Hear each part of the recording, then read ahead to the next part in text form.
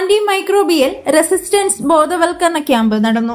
Anti microbial resistance ബോധവൽക്കരണ വാചാരണത്തിന്റെ ഭാഗമായി Paruthippally family health സെന്ററിൽ ബോധവൽക്കരണ ക്യാമ്പ് നടന്നു.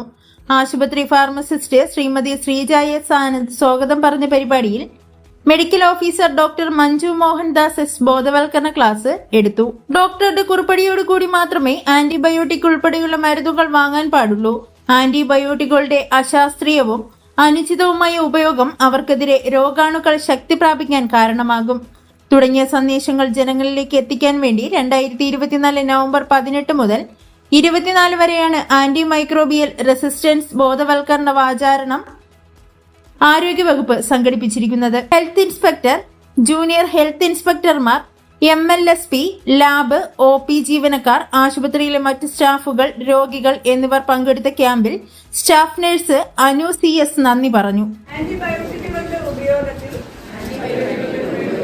കൃത്യത പാലിച്ചില്ലെങ്കിൽ രോഗാണുക്കൾ മരുന്നുകൾക്കെതിരെ ശക്തി പ്രാപിക്കുമെന്ന് ഞാൻ മനസ്സിലാക്കുന്നു.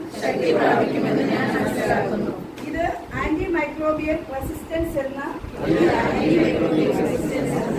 ചികിത്സാ പ്രതിസന്ധിക്ക് ഇടയാക്കും എന്ന് എനിക്കറിയാം. ആന്റിബയോട്ടിക് മരുന്നുകൾ ഡോക്ടറുടെ നിർദ്ദേശപ്രകാരം മാത്രമേ ഞാൻ കഴിക്കൂ. ഡോക്ടർ നിർദ്ദേശിച്ച ആന്റിബയോട്ടിക്കുകൾ കുടുംബാംഗങ്ങൾക്കും സുഹൃത്തുക്കൾക്കും നിർദ്ദേശിക്കുകയോ അവരുമായി പങ്കുവെക്കുകയോ ചെയ്യുക. ഡോക്ടർ നിർദ്ദേശിച്ച ആന്റിബയോട്ടിക്കുകൾ